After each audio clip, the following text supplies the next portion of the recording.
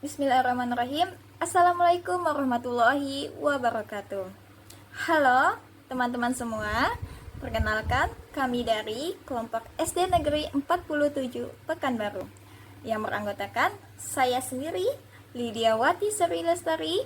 Kemudian bersama rekan saya ada Kak Anissa Fitri, Kak Hadi Nurdina, Kak Siti Rahma Hasibuan, dan ada Kak Sulis Retnasari.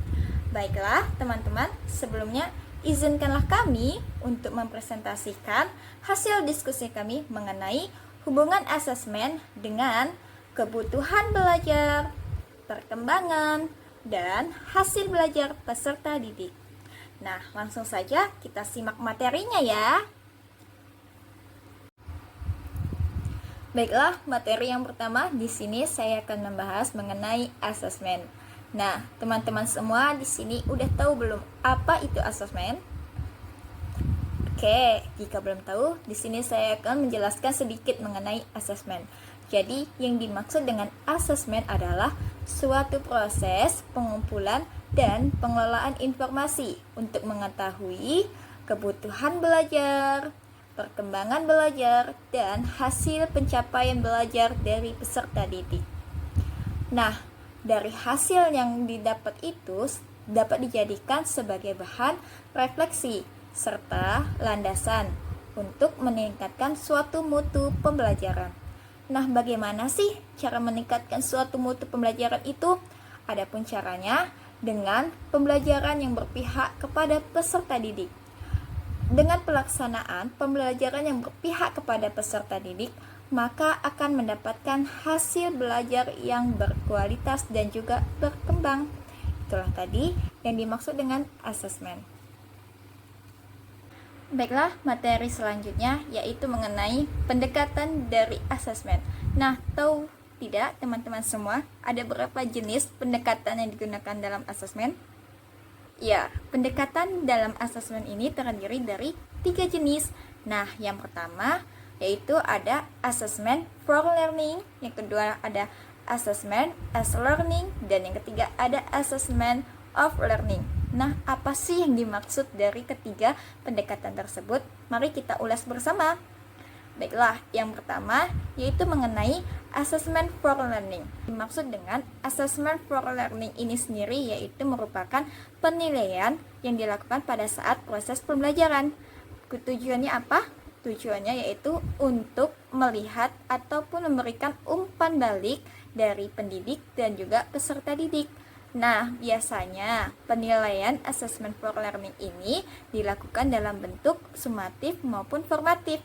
Contohnya apa saja sih? Nah, contoh dari penilaian assessment for learning ini ada berupa seperti yaitu dilaksanakannya kuis, kemudian diadakannya presentasi, dan berbagai tugas lainnya. Yang kedua yaitu ada penilaian assessment as learning. Nah, apa sih penilaian assessment as learning itu sendiri? Penilaian assessment as learning ini sama halnya dilakukan pada saat proses pembelajaran. Nah, tetapi dalam penilaian ini melibatkan peserta didik secara aktif. Nah, penilaiannya biasanya yaitu merumuskan tentang rubrik penilaian diri maupun penilaian antar teman. Nah, yang ketiga yaitu ada penilaian assessment of learning. Nah, apa sih yang dimaksud dengan assessment of learning ini? Assessment of learning ini merupakan sebuah penilaian yang dilakukan setelah proses pembelajaran. Nah, untuk penilaiannya dapat dilakukan secara formatif dan juga sumatif. Nah, ini biasanya penilaiannya itu dapat berupa penilaian ulangan harian, kemudian penilaian UTS, dan juga penilaian UAS. Nah, itulah tadi contoh dari penjelasan 3 pendekatan pada asesmen. Oke, sekian dari saya. Terima kasih. Baiklah, pada slide ini saya akan menjelaskan tentang jenis-jenis asesmen. Jenis asesmen ada 3, yaitu asesmen awal diagnostik, asesmen formatif, dan asesmen sumatif. Asesmen awal diagnostik adalah asesmen yang dilakukan di awal pembelajaran, bertujuan untuk mengetahui pengetahuan awal dan kebutuhan siswa. Dengan cara ini, guru dapat menentukan strategi pembelajaran yang tepat sesuai dengan kebutuhan siswa. Yang kedua, asesmen formatif.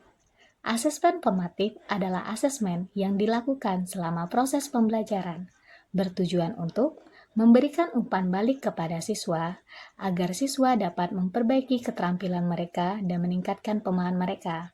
Ini dapat berupa tugas atau diskusi kelompok yang membuat siswa jauh lebih aktif. Nah, asesmen formatif ini juga memungkinkan bagi guru untuk merubah strategi pembelajaran jika strategi pembelajaran sebelumnya dianggap kurang mampu untuk mencapai tujuan pembelajaran. Yang ketiga, asesmen sumatif.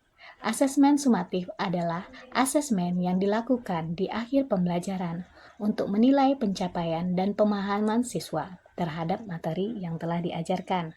Asesmen ini bisa berupa ujian akhir atau proyek besar yang mencakup semua pembelajaran yang telah dipelajari. Ketiga jenis asesmen ini saling berkaitan dengan tujuan pembelajaran, proses pembelajaran, dan proses asesmen itu sendiri, di mana ketiga asesmen ini tidak saling berdiri sendiri, tetapi saling berhubungan dan dilakukan berkesinambungan, sehingga apabila dilakukan secara berkesinambungan akan menghasilkan pembelajaran yang lebih berkualitas. Baiklah, selanjutnya saya akan menjelaskan mengenai kaitan asesmen dengan hasil belajar, perkembangan, dan kebutuhan peserta didik. Nah, yang pertama yang saya akan bahas adalah mengenai kaitan asesmen dengan hasil belajar.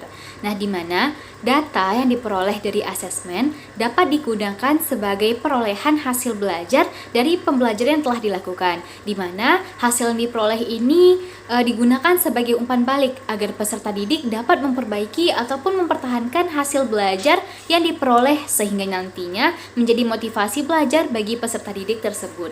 Dan yang kedua adalah mengenai kaitan asesmen dengan perkembangan peserta didik. Nah, sebagaimana kita ketahui bahwasanya tahap perkembangan kognitif menurut Piaget pada siswa SD yang umumnya berusia sekitar 7-11 tahun ini dikategorikan terhadap tahap operasional konkret.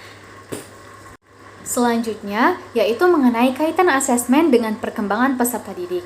Sebagaimana kita ketahui bahwasanya usia umum pada anak sekolah dasar pada rentang 7-11 tahun, di mana menurut Piaget, tahap perkembangan kognitif anak dikategorikan dalam tahap operasional konkret, di mana Piaget di sini menganggap tahap ini sebagai titik balik utama dalam perkembangan kognitif anak. Mengapa? Karena menandai awal pemikiran logis. Nah, hal ini ditandai dengan peserta didik nantinya mampu menggunakan pemikiran logis tetapi hanya bisa menerapkan logika pada objek fisik.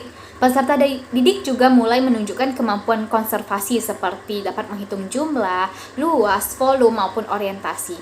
Meskipun bisa memecahkan masalah dengan cara logis, mereka belum bisa berpikir secara abstrak atau merumuskan hipotesis. Nah, asesmen di sini berperan dapat dilakukan secara berkala untuk memantau perkembangan peserta didik itu sesuai dengan tahap perkembangan dan pembanding dari pembelajaran yang telah dilakukan sebelumnya. Informasi ini dapat digunakan untuk mengetahui apakah peserta didik telah mencapai tujuan pembelajaran yang dilakukannya pada saat itu. Nah, yang terakhir adalah kaitan asesmen dengan kebutuhan peserta didik. Nah, asesmen ini dapat digunakan untuk mengetahui kelemahan, kelebihan, preferensi belajar peserta didik sehingga nantinya seorang guru dapat mengetahui bagaimana nih gaya belajarnya, minat dan hobinya peserta didiknya, dan juga apa hal yang menonjol dan yang harus diasah lagi dari peserta didik ini. Informasi ini dapat digunakan guru dalam merancang pembelajaran dengan metode, model, strategi, atau pendekatan yang sesuai dengan kebutuhan peserta didik. Sekian dari saya, terima kasih. Sekarang kita masuk pada jenis asesmen. Seperti yang kita tahu, asesmen ada 3 jenis, yaitu asesmen awal diagnostik, asesmen formatif, dan asesmen sumatif. Apa saja makna asesmen tersebut? Mari dengarkan penjelasan berikut. Asesmen awal diagnostik adalah proses evaluasi awal yang dilakukan untuk mengetahui kemampuan, kebutuhan, dan karakteristik peserta didik. Asesmen formatif adalah penilaian yang dilakukan untuk memantau dan memperbaiki proses pembelajaran, serta mengevaluasi pencapaian tujuan pembelajaran. Asesmen sumatif adalah penilaian yang dilakukan pada akhir proses pembelajaran untuk mengetahui sejauh mana siswa telah menguasai materi yang diajarkan. Selain itu, dalam pembelajaran juga terdapat tujuan pembelajaran, di mana berisi deskripsi mengenai pencapaian kompetensi yang ingin dicapai siswa setelah mengikuti proses pembelajaran. Nah, proses pembelajaran adalah proses interaksi antara guru dan siswa yang berlangsung dalam situasi edukatif untuk mencapai tujuan belajar. Sedangkan proses asesmen adalah proses pengumpulan dan pengolahan informasi untuk mengetahui kebutuhan, perkembangan, dan pencapaian hasil belajar. Nah, ketiga hal ini haruslah dilakukan berkelanjutan dan terhubung satu sama lainnya sehingga dapat terciptanya pembelajaran yang berkualitas. Dengan demikian, asesmen memiliki kaitan yang sangat erat terhadap hasil belajar, perkembangan, dan kebutuhan peserta didik. Penilaian diagnostik, sumatif, dan formatif sangatlah penting dilaksanakan oleh pendidik saat proses pembelajaran dilaksanakan. Kegiatan tersebut dilakukan untuk mengetahui apakah tujuan pembelajaran sudah tercapai atau belum, serta pendidik juga dapat mengetahui kesiapan dan kebutuhan peserta didik sebelum dilaksanakannya proses pembelajaran. Sekian dari kami, saya ucapkan terima kasih. Wassalamualaikum warahmatullahi wabarakatuh. Sekian dari kami, saya ucapkan terima kasih. Wassalamualaikum warahmatullahi wabarakatuh. Sekian dari kami, saya ucapkan terima kasih. Wassalamualaikum warahmatullahi wabarakatuh. Sekian dari kami, saya ucapkan terima kasih. Wassalamualaikum warahmatullahi wabarakatuh.